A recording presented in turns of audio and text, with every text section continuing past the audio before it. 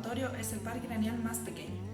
Su componente es únicamente sensorial, su origen real se encuentra en la lámina cribosa del etmoides en las células olfatorias de la mucosa pituitaria. Su origen aparente se encuentra en el bulbo olfatorio, en la cara inferior. Su función es únicamente olfatoria y en su trayecto existen ramas laterales que son de 10 a 20 y ramas mediales que son de 12 a 16.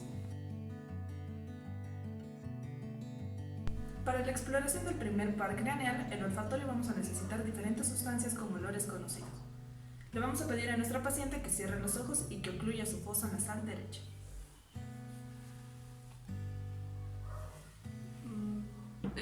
Un olor como que de frutas, café,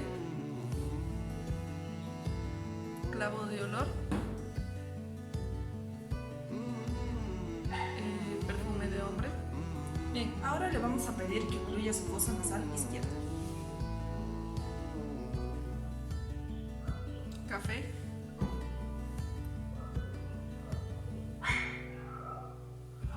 perfume de hombre, un olor como que de frutas, clavo de olor. Las sustancias que le hicimos oler a nuestra paciente es café, perfume de hombre, jabón, olor a frutas y clavo de olor.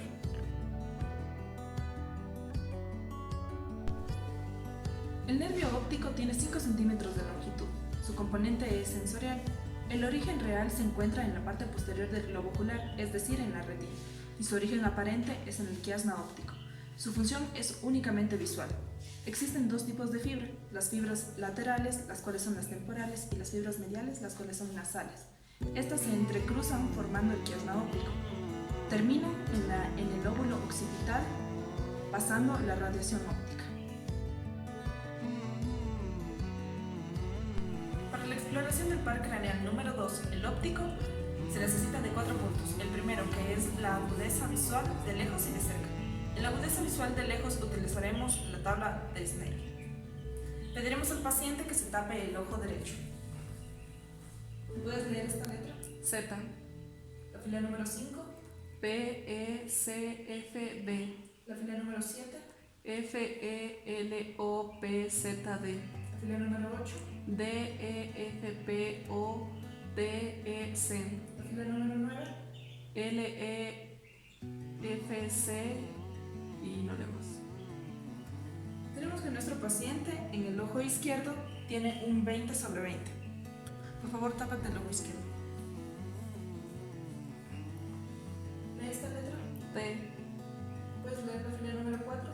L, P, E, D, La número 6, E, D, F, C, Z, P, la número 7, F, E, L, O, P, Z, D, la 8, D, E, F, P, O, T, E, C, ¿alcanzas a leer la fila número 9?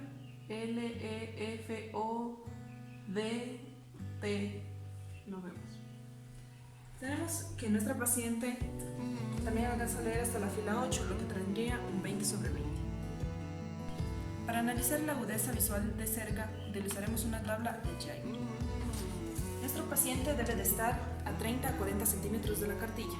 Por favor, tápate un ojo y me vas a leer el cuarto párrafo. En promedio utilizará sus lentes todos los días durante más de 2 años de uso y por ello es importante que sean de alta calidad. El sexto párrafo. Afecta a todos. A medida que el tiempo pasa, el cristalino, la lente natural del ojo humano, va perdiendo su capacidad de enfoque de los objetos a diferentes distancias. El séptimo. En promedio utilizará sus lentes todos los días durante más de 2 años de uso y por ello es importante que sean de alta calidad. Por favor, tápate tu ojo izquierdo. El segundo párrafo. Medida que el tiempo pasa, el cristalino, la lente natural del ojo humano, va perdiendo su capacidad de enfoque de los objetos a diferentes distancias. El quinto párrafo. Fabrican personalizadas a su medida, en función de sus necesidades y parámetros visuales. El séptimo párrafo. En promedio utilizará sus lentes todos los días durante más de 2 años de uso y por ello es importante que sean de alta calidad. Gracias a la tabla de Geiger, Vimos que nuestra paciente está en un 0.50D, es decir, que tiene una buena vista de cerca. Como segundo punto está la perimetría y campimetría. Para esto voy a mover mis dos manos indistintamente para que nuestra paciente nos diga qué mano estoy moviendo. Derecha, izquierda, las dos, izquierda. Esto quiere decir que nuestra paciente tiene un buen campo visual. Como tercer punto está la visión de colores. Para esto utilizaremos planillas de varios colores en las cuales le mostraremos a nuestra paciente. Por favor, tápate el ojo derecho. Azul, amarillo, rojo, verde. Por favor, tápate el otro ojo. Verde, amarillo, verde, azul, rojo. Como cuarto punto y último, tenemos el examen del fondo del ojo. Para la exploración del fondo del ojo nos ubicamos enfrente o al lado del paciente y según el ojo que vayamos a explorar nos ubicamos a la derecha o a la izquierda con el oftalmoscopio. Pediremos al paciente que mire en un punto lejano para observar las estructuras más importantes de la parte posterior del globo ocular, como es el nervio óptico, la mácula, las arcadas vasculares y la retina periférica. Si estas son normales, estamos descartando patologías oftalmológicas. El nervio oculomotor tiene un componente motor somático y motor parasimpático. Su origen real se encuentra en el núcleo del mesencéfalo y su origen aparente en la fosita interpeduncular. Su función es la elevación del párpado, los movimientos oculares y la miosis. Los músculos inervados por el par craneal número 3 es el músculo recto superior, recto inferior, recto interno y el oblicuo menor. Se divide en dos ramos. El ramo superior inerva a los músculos recto superior y al oblicuo elevador del párpado superior.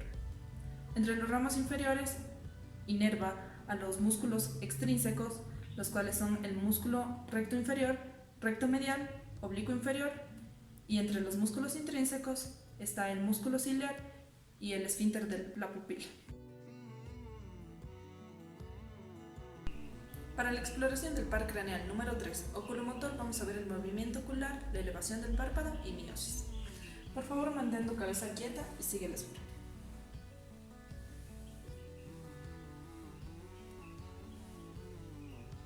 Ahora, por favor, pestañea 4 veces. Bien. Nuestra paciente tiene un buen movimiento oculomotor y una buena elevación de párpado. Para explorar la miosis, vamos a estar en un campo oscuro.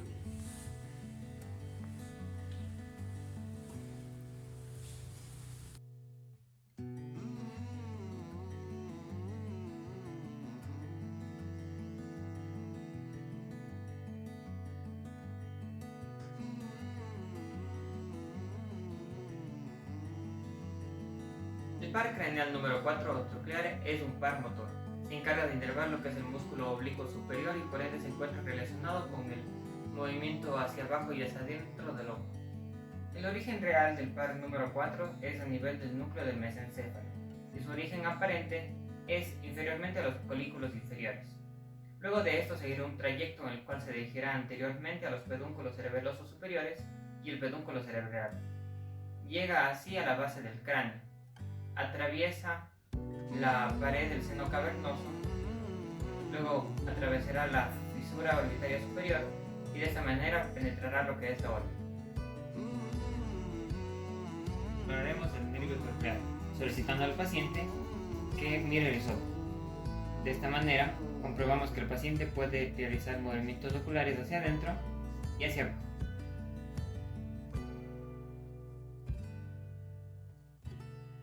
El par craneal número 5 o trigémino es un par tanto sensitivo como motor, que tiene la función principalmente de dar sensibilidad a lo que es la cara, la órbita, las cavidades nasales y la cavidad bucal.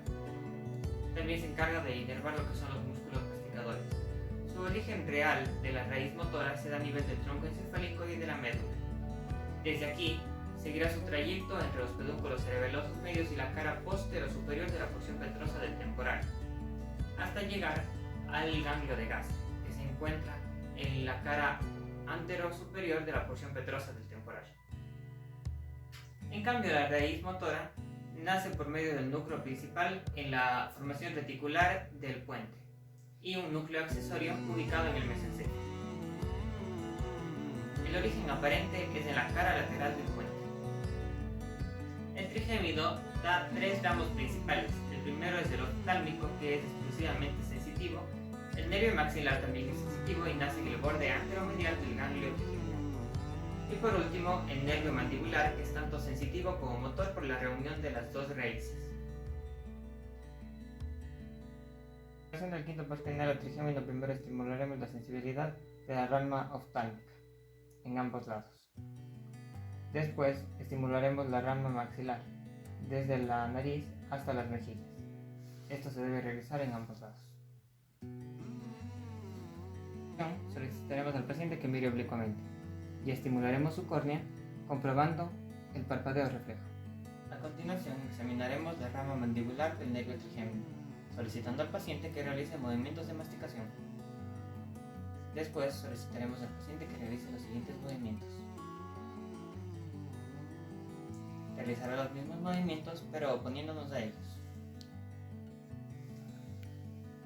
Examinaremos el reflejo mandibular. Solicitaremos al paciente que abra ligeramente la boca. Y realizaremos una perfusión indirecta. Si el paciente intenta cerrar la boca, el reflejo es positivo.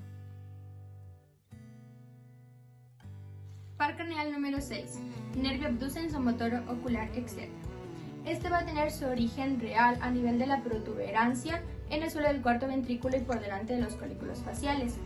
Y su origen aparente, en cambio, este se encuentra o emerge por el surco bulbopontino superiormente a la pirámide. Ahora, ¿cuál es su trayecto? El trayecto que sigue este nervio abducens, comienza desde su origen aparente, es decir, que este nervio se dirige anterior, lateral y superiormente, entrando o penetrando hacia el seno cavernoso y después dirigiéndose hacia la órbita mediante la fisura orbitaria superior. Ahora bien, ¿cuál es la función de este par craneal? La función de este par craneal es únicamente motora, es decir, que inerva un solo músculo, el cual se denomina músculo recto lateral, el cual hace que el globo ocular se dirija lateralmente. Para la exploración de este nervio craneal, es necesario pedir al paciente que siga su dedo mientras se dirige lateralmente, haciendo que el paciente dirija el globo ocular fuera de la línea media o hacia afuera. Par craneal número 7 o nervio facial. Este nervio va a tener un origen real, en el cual vamos a encontrar 3 núcleos principales: el núcleo motor principal, el núcleo sensitivo y 2 núcleos parasimpáticos, los cuales van a ser el salivar superior y también el lagrimal. Ahora bien, ¿cuál es su origen aparente? Su origen aparente lo ubicamos en lo que sería la fosita supraolivar y en el surco bulbo-protuberencial. Ahora, ¿cuál es su trayecto? Su trayecto va desde el surco bulbo-protuberencial o bulbopontino, dirigiéndose sus 2 raíces, tanto motora como sensitiva, hacia el conducto auditivo interno en el hueso temporal. Ahora bien, después de esto, este se dirige y se penetra en lo que sería el conducto facial, dividiéndose en 3 segmentos: en el segmento laberíntico, timpánico y mastoideo. Posterior a esto, se dirige hacia lo que sería la porción petrosa del hueso temporal y después hacia la parótida, dividiéndose en las distintas ramas terminales. Ahora bien, ¿cuáles son sus funciones? Este nervio se lo conoce como nervio mixto. Eso quiere decir que tiene diferentes funciones, entre las cuales encontramos la motora, la sensitiva y la parasimpática. Ahora bien, este nervio, ¿qué es lo que realiza o qué funciones cumple? Sus funciones principales están en la motilidad de los diferentes músculos de la cara, en lo que sería también las glándulas salivales y lagrimales, y también en la inervación de los 2 primeros tercios anteriores de la lengua. Para una exploración o evaluación de este par craneal en el paciente, lo primero que debemos darnos cuenta es si es que la comisura labial se encuentra descendida o el párpado se encuentra caído. Lo siguiente que también debemos realizar es pedir al paciente que eleve lo que serían las cejas, arrugando hacia la frente o frunciéndose, o también sonriendo. Y para evaluar lo que sería los 2/3 anteriores de la lengua, pediríamos al paciente que saque la lengua y nosotros pondríamos diferentes sabores para ver si es que los identifica correctamente. El par craneal número 8 es el vestíbulo coclear. Este es un nervio aferente sensitivo sensorial que está relacionado con el equilibrio y la audición. Tiene dos ramas, una rama coclear que es la de la audición y va a terminar en el lóbulo temporal, y una rama vestibular que es la del equilibrio y va a terminar en el cerebelo. Los núcleos de origen de la rama vestibular empiezan en el ganglio de Scarpa, luego va a los núcleos vestibulares que son 4, núcleo vestibular superior, núcleo vestibular inferior, núcleo vestibular lateral y núcleo vestibular medial. Luego sus fibras van a terminar en el cerebelo, que va a controlar el equilibrio. Luego tenemos los núcleos de origen de la rama coclear. Este va a empezar en el ganglio de Corti o ganglio espiral y luego va a ir a los núcleos cocleares que son 2. El núcleo coclear anterior y el núcleo coclear posterior, para luego ir sus fibras finalmente hacia el lóbulo temporal que controla la audición.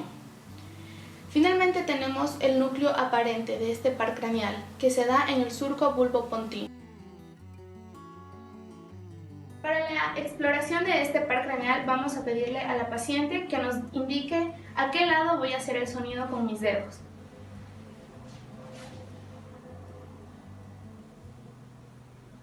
Derecha, Muy bien. izquierda, 2. Muy bien. Con esto veremos que está correcto. Otra forma de evaluar este par craneal es susurrando al oído de la persona o de la paciente, en este caso, 5 palabras y esta las tendrá que decir en voz alta. Carro, mano, Mesa, mesa, dedo, dedo, hoja. hoja, Muy bien. Ahora lo mismo con el otro lado. Pelo, pelo, celular, celular, cama, cama, lápiz. lápiz. Muy bien. Con esto decimos que la paciente se encuentra en perfectas condiciones. Ahora, para evaluar la parte vestibular o la del equilibrio, vamos a hacer esto. Pedimos que mire un objeto fijamente. Le vamos a pedir que mire recto, ¿ya? Si yo le giro la cabeza hacia la izquierda, no deje de mirar el objeto, podemos observar que sus ojos se van a ir hacia el lado contrario, que es la derecha. Lo mismo hacemos al otro lado. Le giramos a la izquierda y sus ojos se van a ir a la derecha. Lo mismo hacia arriba, sus ojos van hacia abajo, y hacia abajo sus ojos van hacia arriba. Con eso decimos que está correcta su exploración del par craneal vestibular. El noveno par craneal, el nervio glosofaringeo. Este es un nervio mixto, es decir que contiene fibras motoras, sensitivas y vegetativas. En cuanto a su origen, vamos a tener que las fibras motoras parten del núcleo ambiguo, el cual se va a encontrar en el segundo corte del bulbo. Y esto se va a dirigir hacia el músculo estilofaringeo y los músculos de los pilares anteriores y posteriores de las fauces, los cuales están relacionados con el acto de la deglución. Las fibras sensitivas, que tienen origen en el núcleo del tracto solitario, el cual se encuentra en el cuarto corte del bulbo y se dirige hacia la altura del agujero yugular, donde va a haber 2 ganglios, el superior de Ehrenreiter y el inferior de Anders. Gracias a esto se reciben los estímulos gustativos del tercio posterior de la lengua y por detrás de la ove lingual. Los estímulos sensitivos de la mucosa, faringe, paladar blando, istmo de las fauces y amígdalas. En cuanto a las fibras de origen vegetativo, tenemos al núcleo salival inferior, el cual es vísceromotor, y el núcleo paramediano posterior, el cual es víscerosensitivo. Ambos núcleos van a salir como un solo compuesto y llevan fibras que llegan al ganglio óptico, el cual se va a encargar de llevar la información parasimpática hacia la glándula parótida. Ahora el par número 10, el nervio vago. Este nervio es un nervio mixto al igual que el glosofaringeo, ya que contiene fibras motoras, sensitivas y vegetativas. Las fibras motoras surgen de las células motoras del núcleo ambiguo en su parte media. Desde allí se dirigen al surco lateral del bulbo, en donde van a formar filetes que emergen por el agujero yugular.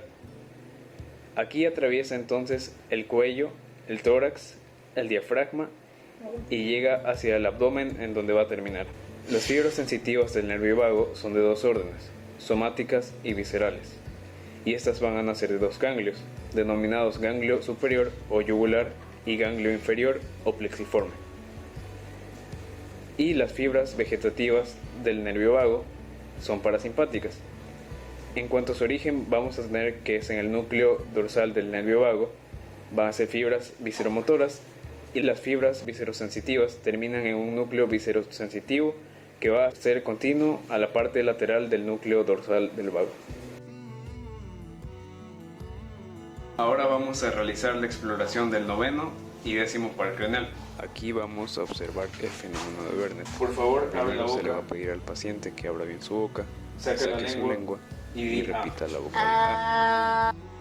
De esta manera vamos a observar la contracción de la pared posterior de la faringe, la cual no se produciría en caso de que el nervio glosofaringeo esté dañado. Una vez observado el fenómeno de Vernet, vamos a tener que proceder a la observación del reflejo faríngeo. En este procedimiento vamos a tocar un lado de la pared posterior de la faringe con un depresor de madera, donde vamos a observar la contracción de los músculos de la pared posterior de la faringe y se va a producir un reflejo nauseoso. El par glosofaringeo va a dar la vía sensitiva de este reflejo, mientras que el décimo par va a ofrecer la vía motora por la que se produce este reflejo. Por eso es que este reflejo es compartido por ambos nervios. El par craneal número 11 es el accesorio. Este es un nervio con función motora. Es el encargado de inervar los músculos esternocleidomastoides y trapecio. Tiene dos núcleos de origen real, uno vulvar y uno medular.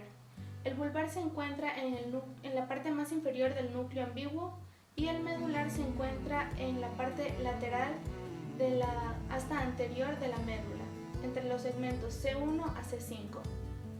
Mientras que el origen aparente de este nervio tiene dos núcleos, uno en el bulbo y otro en médula. En el bulbo se encuentra en la fosita retroolivar y en médula se encuentra en la parte posterolateral de la médula.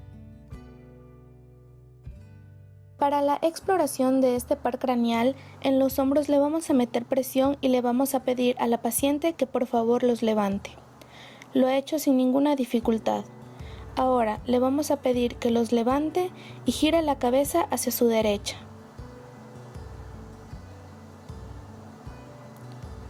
Lo he hecho sin ninguna dificultad. Ahora lo mismo hacia la izquierda, hacia arriba, hacia abajo. Lo que significa que en esta parte su nervio actúa de manera correcta. Para la siguiente prueba lo que vamos a hacer es poner la mano en la mejilla y pedirle que gire su cabeza hacia la izquierda.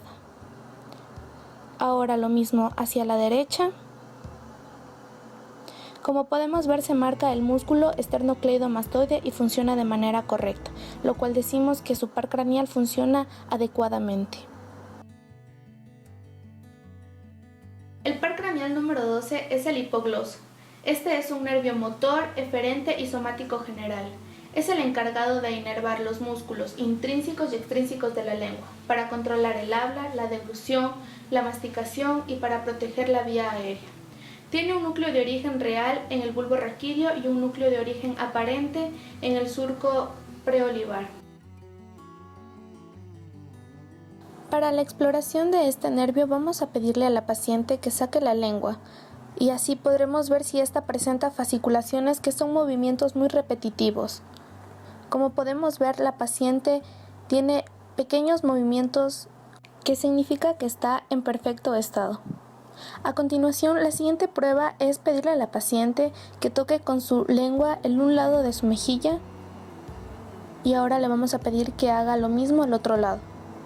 Podemos ver que lo puede hacer sin dificultad, lo que significa que sus músculos intrínsecos y extrínsecos de la lengua funcionan correctamente. Para la tercera prueba le vamos a pedir a la paciente que con su lengua toque su paladar. Lo he hecho sin dificultad, lo cual significa que está correctamente. Como última prueba tenemos la gesticulación de las palabras. Hoy por la mañana, levantado como siempre, me preparo mi café, desayuno, me echo mi día como normal. Y podemos ver que la paciente sin ninguna dificultad nos ha podido contar la historia, lo cual decimos que la exploración salió de manera correcta y la paciente no presenta ninguna alteración.